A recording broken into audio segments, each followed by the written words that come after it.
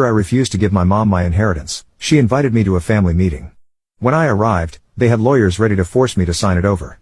But the moment they handed me the papers, I smiled and said, "Funny, I brought someone too."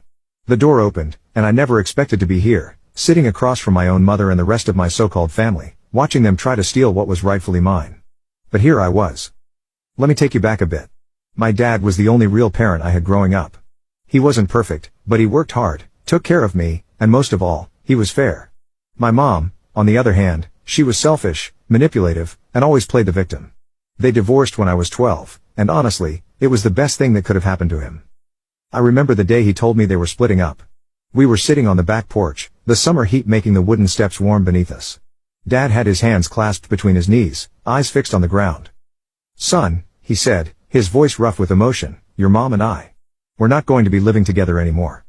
I wasn't surprised. For months, I'd heard them arguing late at night when they thought I was asleep. The shouting, the slamming doors, the cold silence that followed at breakfast the next morning. I'd seen my dad sleeping on the couch more nights than not. "Is it because of the money?" I asked. Even at 12, I knew that was a big part of their problems. Mom always wanted more than what we had, more than what Dad could provide with his contractor's salary. Dad looked at me, surprised. "You've been paying attention, huh?" He sighed, placed a hand on my shoulder. "It's more complicated than that. But yes, that's part of it. Your mom and we want different things from life." What he didn't say, but what I would come to understand years later, was that what Mom wanted was someone who could give her the lifestyle she felt entitled to. Dad was a hard worker, honest to a fault, but he wasn't going to make millions building houses. And that wasn't enough for her. The divorce hit Dad hard, financially and emotionally. Mom took him for everything she could, demanding alimony that stretched his budget thin. But he never complained, not to me. He worked overtime, took on extra jobs, made sure I never felt the pinch. And when I stayed with him on weekends, he was present in a way he couldn't always be when they were together. We worked on projects in his garage, went fishing at the lake, or just sat watching basketball games, comfortable in each other's silence. At Mom's house, it was different. 6 months after the divorce was finalized, she'd already met Richard, a real estate developer with money to burn. Suddenly she lived in a house 3 times the size of our old one, drove a luxury car, and took vacations to places Dad and I could only see on TV. My half-siblings came along a few years later, first Emily, then Tyler, and they became the center of Mom's universe. Perfect children for her perfect new life. I watched as Mom transformed herself to fit Richard's world. Her hair got blonder, her clothes more expensive, her laugh higher and more affected.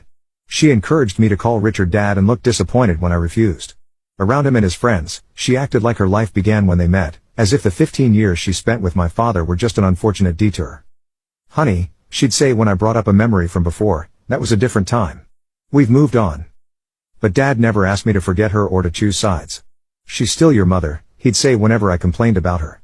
"You can be angry with her, that's your right. But don't let that anger eat you up." That was Dad all over, always thinking about what was best for me, even when it meant being gracious to someone who had hurt him deeply. When Dad passed away last year, it was a sudden heart attack. No warning. One day, we were talking about finally going on that fishing trip to Canada, and the next, I was picking out his casket. It wrecked me. But what came after? That was almost worse. His will was clear. Everything was left to me. The house, the savings, the investments, everything. He had made sure of it because he knew what my mom was like. He even told me once, "She'll come after it, son. Be ready." I thought I was, but I underestimated just how low she would go. Not even a week after the funeral, she started calling. At first, it was the fake concern. "How are you holding up, sweetheart?" Then it turned into guilt-tripping. "You know, if it weren't for me, you wouldn't have had the life your father gave you."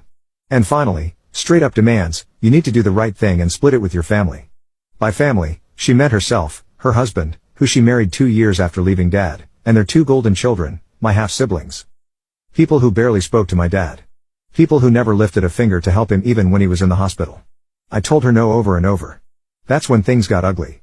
She started showing up at my house unannounced, banging on the door. I remember one evening particularly well. I had just gotten home from work, bone-tired after a 10-hour shift. All I wanted was a shower and some peace. Instead, I found my mother standing on my front step, her Mercedes parked in my driveway, blocking my car.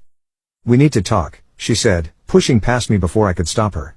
She was wearing one of her designer outfits, something cashmere and cream colored that probably cost more than my monthly rent. Her hair was perfectly styled, her makeup flawless, but her eyes were hard and calculating. "Mom, I'm tired. Can we do this another time?" She ignored me, pacing my small living room like a caged animal. This has gone on long enough, don't you think? It's been 3 weeks since the funeral. Time to be reasonable. Reasonable? I echoed, feeling my temper rise. Like you were reasonable during the divorce? Taking everything you could from Dad? Her face hardened. That's ancient history. This is about now, about what's fair. Fair would have been you and your perfect new family visiting Dad in the hospital when he had his first heart scare last year. Fair would have been returning his calls on his birthday. Fair would have been showing him an ounce of respect after everything he did for you. She flinched, just slightly, then recovered. Your father made his choices, and I made mine. That's water under the bridge. But this inheritance? That affects all of us. No, I said firmly. It affects me. Dad left it to me because he wanted me to have it. End of story. Her expression changed then, softened into something that might have looked like genuine concern to someone who didn't know her. Honey, I'm worried about you. All that money, all at once. It's a lot of responsibility. You're young, you could make mistakes. I almost laughed. I'm 32, Mom. Not exactly a kid. You'll always be my baby, she said, reaching out to touch my cheek. I stepped back, and something flashed in her eyes, anger, frustration, I couldn't tell. Think about what your father would want. He'd want you to share with your siblings. No, he wouldn't, I said flatly. He would want exactly what he put in his will. For me to have what he worked for. What he saved for. What he planned for. Her face went cold then, all pretense gone. You always were stubborn, just like him. Fine. Do what you want. But remember, family is forever. You're choosing money over blood right now. That's rich, coming from you, I replied, walking to the door and holding it open. Wasn't that exactly what you did when you left? She stormed out without another word, but I knew it wasn't over. My mother never gave up easily, especially when money was involved. When I stopped answering her calls, she had my half-sister leave long, dramatic voicemails about how I was tearing this family apart. Then came the threats. She claimed she would contest the will, that she would drag this through the courts for years. I held my ground. Then out of nowhere, I got an invitation to a family meeting. That should have been my first red flag. My family never met for anything unless it was to cause drama, but something about it felt different.